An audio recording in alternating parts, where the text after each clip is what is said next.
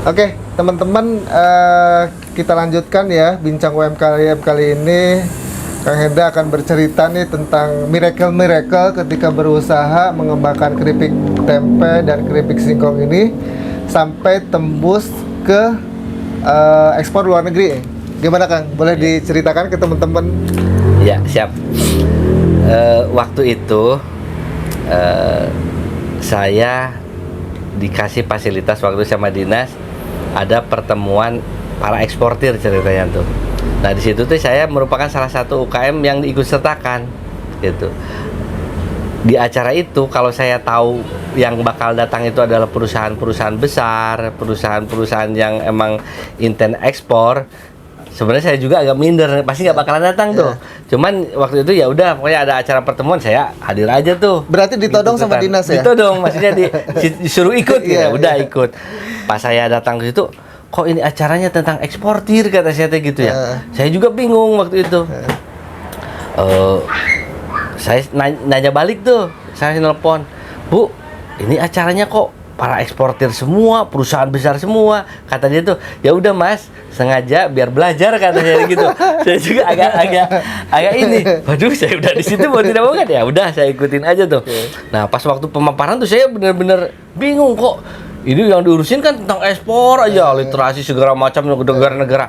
Saya bingung karena emang saya belum sampai ke tahap itu, gitu. Saya bingung. Akhirnya saya ikutin tuh acaranya itu, ya diikutin aja acaranya.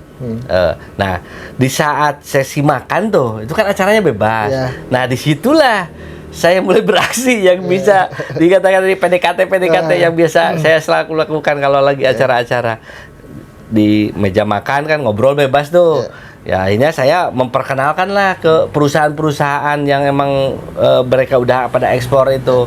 Saya kasih itu produk-produk saya untuk dicoba sama mereka sampai saya ceritain nih produk saya begini. Ya itu produk keripik tempe yang ini nih. Kemasannya persis sama ini. Saya cobain. Nah ada yang lucu nih, dari sekian banyak yang saya kasih produk, ada satu perusahaan yang sangat menolak saya, yaitu perusahaan Korea itu. Itu saya kasih nih Mak, saya punya produk ini. Dia bilang dengan ketusnya, iya saya udah tahu produk kayak gitu mah, kata dia tuh gitu. Mbak ya udah nih cobain aja, jangan Mas. Enggak, kata dia tuh bilangnya gitu. Saya udah tahu rasanya juga udah pasti kayak gitu. Mbak cobain aja dulu, saya kasih gratis loh, kata saya tuh kan ngomong sampai gitu tuh saya. Enggak Mas, jangan katanya. Saya udah tahu kata saya produk kayak gitu, cina gitu. Kan dia tuh sempat nyeretuk itu. Waktu itu Mas, saya tuh pernah mau ekspor ini, cuman gagal kata dia tuh kan gitu. Ya udah Mbak, cobain aja katanya. Dia udah nyoba dari beberapa daerah tuh, katanya gagal gitu. Gitu. Nggak tahu gagalnya sih, saya nggak tahu. Ya udah Mbak, cobain. Dia dengan menolak, saya memaksa. Akhirnya dengan terpaksa dia mau tuh nerima ini. Saya kasih 1 biji, masukin kantong kresek, sama dikasih kartu nama. Udah pulang. Lepas itu udah.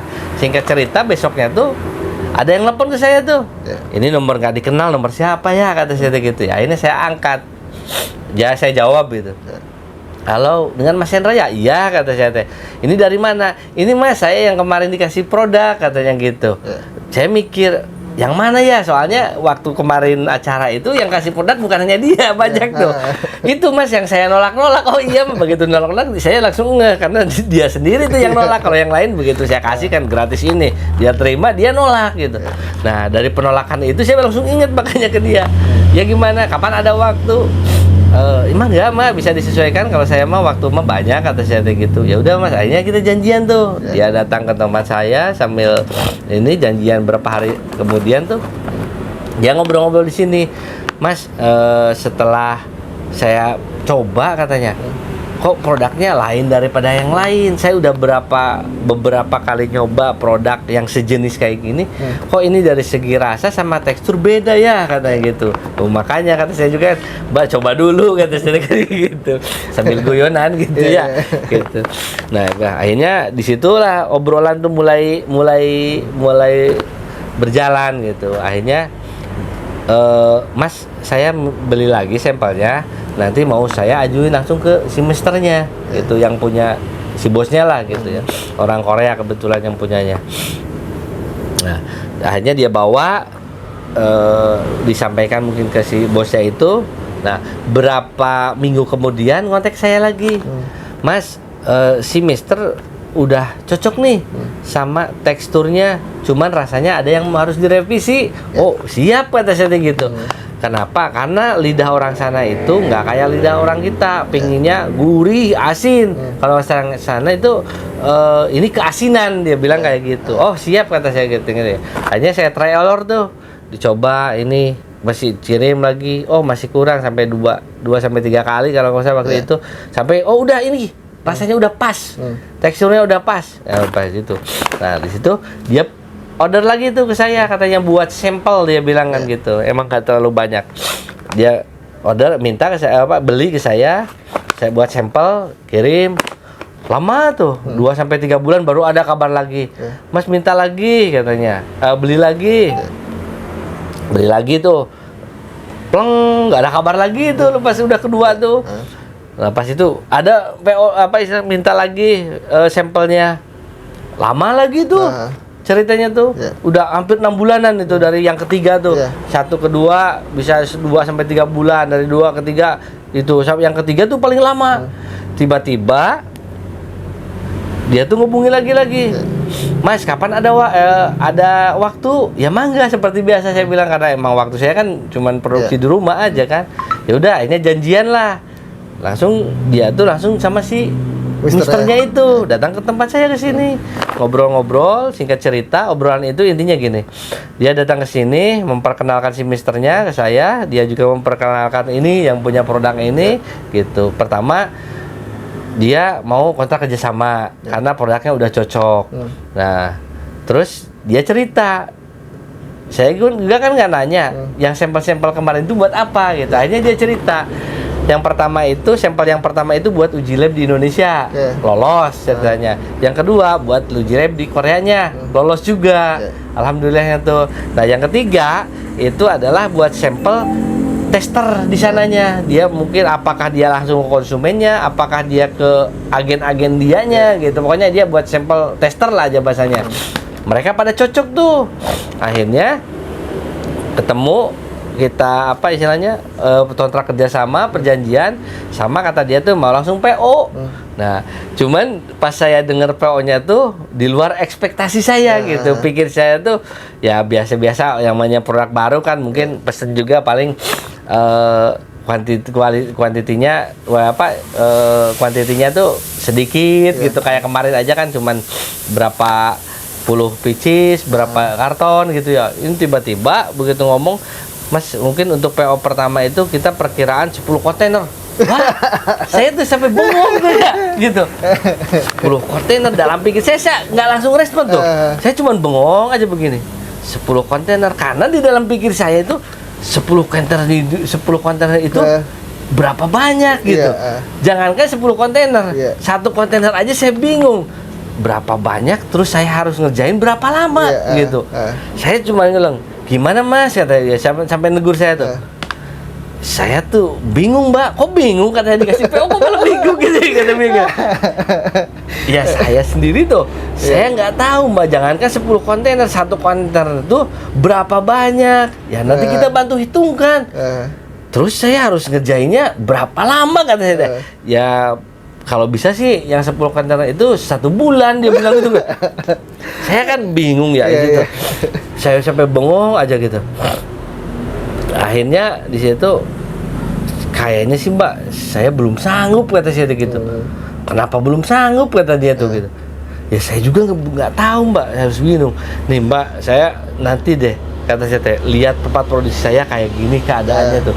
Itu saya masih menggunakan kompor-kompor buat masak ibu rumah tangga tuh, yang kompor kayak Rinnai yang 2 tubuh kayak gitu. Coba bayangin, gitu. Ya udah kalau itu mah nanti gampang, katanya, kita bisa ini. Pas itu kan dia ngomong tuh ke si misternya gini. Dia si mister tuh agak marah ke saya tuh. Ini perusahaan apa sih kalau bahasanya gitu. Kamu tuh kayak nggak profesional banget gitu. Kita tuh kamu nganggap saya mau nipu kamu gitu, sampai ngomong gitu ke saya tuh. Saya tuh bukan perusahaan yang nggak punya duit, katanya gitu. Kalau saya niat mau nipu mah kalau ditipu sama orang, saya ditipu mah saya udah biasa, katanya sih gitu. yang kata dia tuh ngomong gitu. Bukan begitu maksudnya. Saya tuh ini terus terang kata saya pertama kali ada PO sebesar ini. Saya juga masih bingung ini harus gimana, Mbak, kata saya. Mbak minta tolong jelasin ke dia tuh. Saya harus gimana? Akhirnya dia jelasin tuh gitu. Ya udah akhirnya masalahnya apa? Akhirnya di situ saya terus terang tuh jujur. Saya tuh kapasitas saya begini, sehari aja saya cuma produksi begini. Saya ceritain aja apanya. Intinya saya nggak punya modal buat produksi, nggak punya kapasitas produksi saya seperti ini gitu. Akhirnya ya udah, kamu butuh modal berapa? Ditanya gitu saya bingung juga. Saya butuh modal berapa ya katanya. Karena saya waktu itu memang belum kepikiran juga ya. Bener. Begitu dia tanya begitu, kamu butuh modal berapa? Ya nggak tahu juga katanya. Kata dia tuh, kok kamu ditanya butuh modal berapa aja kamu bingung? Ya karena saya bingung ya waktu itu. Ya udah saya kasih waktu aja Mbak buat berpikir kata saya gitu. Tapi Mas jangan lama-lama katanya gitu ya. Gitu karena ini permintaannya udah ada. Kan kemarin sampelnya udah lolos, udah aja. Kita tuh kata dia tuh uji lab aja itu butuh puluhan juta kata dia tuh gitu. Jadi keluar gitu. modal mereka dia udah ngeluarin modal katanya itu. Gampang kalau sampai nggak jadi sayang katanya. Ini juga kita udah ngebela-belain loh katanya Mas. Harusnya mah itu kan Mas tuh yang untuk uji lab itu dia habis kata dia tuh uji lab aja nggak tahu keseluruhan, nggak tahu di sana aja tuh itu udah habis puluhan juta, 40-an katanya Mas. Kata dia tuh kita udah ngeluarin modal katanya gitu. Jadi Mas jangan khawatir, kita tuh bukan perusahaan yang tadi bilang tuh bukan perusahaan yang nggak punya modal katanya gitu. Akhirnya saya yakin nggak ada terlintas dalam pikiran saya tuh ngerendahin seperti itu gitu, apalagi nggak percaya. Cuma saya mikirnya tuh saya harus mulai dari mana dulu, gitu. Saya tuh harus mulai dari mana dulu. Kalaupun saya butuh modal ya saya bingung modalnya berapa. Saya harus nyiapin alat-alat, yang paling penting itu saya harus nyiapin SDM. Betul. SDM itu nggak bisa instan kayak saya tuh. Saya ngajarin aja ini sampai dengan bisa terampil tuh bisa paling cepat aja sebulan itu bisa udah bisa bagus. Seminggu 2 minggu tuh wah masih harus benar-benar pemantauannya luar biasa kata saya gitu. Nah, akhirnya di situ saya berpikir di satu sisi senangnya luar biasa, di satu sisi saya bingung harus gimana gitu. Ini tantangan. Saya cerita ke istri itu ya harus gimana ya kalau diterima nanti takutnya kita nanti istilahnya salah ya gitu, malah yang di apa istilahnya yang dibalik kok ini gitu-gitu. Kalau nggak diterima ini momen kata saya gitu, kapan lagi punya momen seperti ini gitu. Akhirnya tuh di situ masih di situ ya nego tuh. Ya udah kalau 10 saya terus terang nggak sanggup kata si Mbak, ya udah 5. Waduh 5 nggak sanggup gitu. 3 kata dia tuh masih nggak sanggup kata saya gitu. Akhirnya sampai ya udah gini aja nih, udah terakhir ya, 1 kontainer 1 bulan katanya.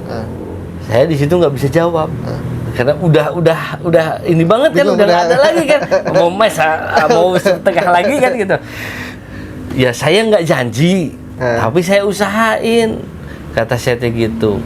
Karena saya juga nggak tahu kata si Mbak itu. Ya udah Mas, kita uji coba aja, sok Mas semampunya aja, mudah-mudahan bisa 2 minggu katanya. Ya udahlah di situ saya dengan berat hati, ya udah saya coba gitu ya gitu. Ternyata di luar dugaan benar, seminggu masih belum kelihatan. Saya kan masih bebenah alat-alat sama orang kan. 2 minggu baru, ini mah baru sedikit, baru bapak belum seperempat acan ini waktu udah 2 minggu. Ternyata yang 1 kontainer itu statusnya dia kasih waktu 1 bulan, molor sampai 1,5 bulan juga masih lebih. Baru tuh selesai. Ya udah kata dia tuh, dia udah baik banget tuh ke saya. Harusnya mungkin saya kalau dengan perusahaan yang ini mah yang saklek mungkin saya udah kena penalti lah dengan denda ya.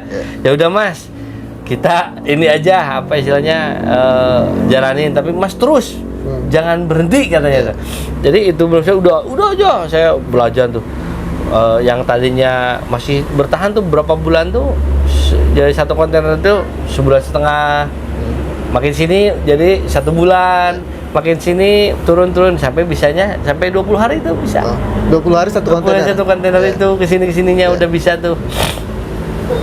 Udah itu udah berjalan berapa bulan tuh. Karena saya menyiapkan tempat menyiapkan peralatan sama orang-orang kan itu. Sampai dengan karyawan waktu itu sampai 25 kan. Itu nah itu mulai bisa tuh sampai bisa 20 hari itu bisa satu kontainer dengan orang segitu banyaknya. Menurut saya mah rekor lah di usaha saya bisa sampai segitunya banyak segitu tuh. Berjalan tuh. Wah itu perjalanannya luar biasa banget. Untungnya tuh mereka tuh istilahnya sangat menyupport saya tuh. Sampai saya mau terus terang saya dikasih modal awalnya sama mereka, dikasih modal yang tadi tuh. Nah terus di perjalanan tuh sampai dia tuh sering banget kesini sih misalnya tuh. Sampai dia istilahnya meliatin banget ini prosesnya kayak gimana gitu. Pingin mempercepat tuh apa yang bisa dia bantu tuh. Akhirnya saya itu alat penggorengan. Saya dikasih tuh alat penggorengan, langsung dikirim dari Koreanya. Gak kira-kira ngirimnya itu. Saya juga tanpa tahu-taunya udah dikirim ke sini. Mas, ini mesin udah ada. Mesin alat penggorengan tuh. Dikirimnya berapa? 17 unit. Wus. Ya. Ini berapa, Mbak? Ini ada 17. Loh, kok banyak? Rumah saya, tempat produksi saya aja pasti nggak muat katanya gitu. Pas itu saya lihat kan. Satu alat penggorengan itu kapasitasnya itu 100 liter minyaknya. Pakai listrik lagi. Listriknya satu unitnya 1.300 watt. Astagfirullahaladzim. Ini tempat saya aja cuma segitu-gitunya. Berarti Pak cuma satu katanya. Itu tanpa penggunaan apa-apa. Ya udah kata si pasar gampang. Nanti pasang gardu aja. Katanya gitu kan langsung pasang gardu. Saya tuh dasar polosnya ya datang ke PLN tuh nanyain. Saya mau pasang ini berapa pas waktu itu saya disaranin sama dia kan itu. Oke Mas, biayanya berapa? Ya sekitar 15 sampai 20 juta kan. Oh iya kata saya laporan lagi Mbak. Nih kata orang PLN-nya biayanya sekian. Ya udah Mas, nggak apa-apa begitu. Cuman ada cumannya nih. Ini untuk abonemennya itu ada abonemen kan. Jadi nggak dipakai juga tetap kita harus bayar kan. Katanya berapa? 7 sampai 8 juta. Di situ saya mikir. Mbak, kalau seandainya nih nantinya saya job ke saya nggak ada, saya harus bayar dari mana ini kan nggak bisa ujung-ujung cabut kan gitu. Kayaknya Mbak itu saya perlu pertimbangan lagi. Terus ini gimana Mas alat? Nanti deh dipending dulu kan. Alatnya udah ada di sini di gudang. Nah, akhirnya saya nyari alternatif lain lagi deh kan saya. Akhirnya saya nyari yang kira-kira saya mampu deh. Dengan alat-alat yang itu saya nyari lagi gitu. Nah, terus saya dikirim lagi mesin pemotong. Mesin pemotongnya bagus, keren. Langsung dikirim dari sana juga. Pakai hidrolik, pakainya angin tuh. Nah, pas pakai produk saya, itu kalau buat keripik singkong, keripik yang ubi-umbian tuh bagus banget. Karena pakai itu kan keras teksturnya. Tempe kan lunak gitu. Begitu dimasukin, cus, ambil. Hancur gitu. Kok ini gitu dia tuh. Alatnya bagus asli, teknologinya kan bagus ya gitu. Pas saya masukin anjur kayak meledak gitu. Kan tekannya angin ya gitu. Sampai dia tuh aduh saya ketawa aja sama si misternya itu dari utak-atik ya. Ini kayak udah nggak cocok lagi itu. Aduh, diambil lagi sama dia gitu. Nah, ini mau gimana ini? Nggak bisa kata saya ini mau gitu. Ya udah lu nyari ini aja lah, nyari referensi lagi. Ini nyari saya ketemu dapat dari Jogja waktu itu. Yang bikin rakitan tuh. Maksudnya di tukang mesin kayak gitu, jadi bikin custom kayak gitu. Nah, ini jadi dengan yang sekarang ada itu. Itu ya. Pokoknya bersama dia tuh banyak cerita-cerita lucu lah. Cuman terus terang dia tuh baik banget. Menyupport sangat menyupport ke saya tuh. Jadi dia tuh memperhitungkan, sangat memperhatikan kebutuhan saya. Mengerti gitu. Sampai dia tuh ke saya tuh, kok ini nggak ada pergerakan kata saya gitu. Permintaan dari sekian itu saya cuma sampai kuat sebulan lebih tuh 2 kontainer paling waktu itu.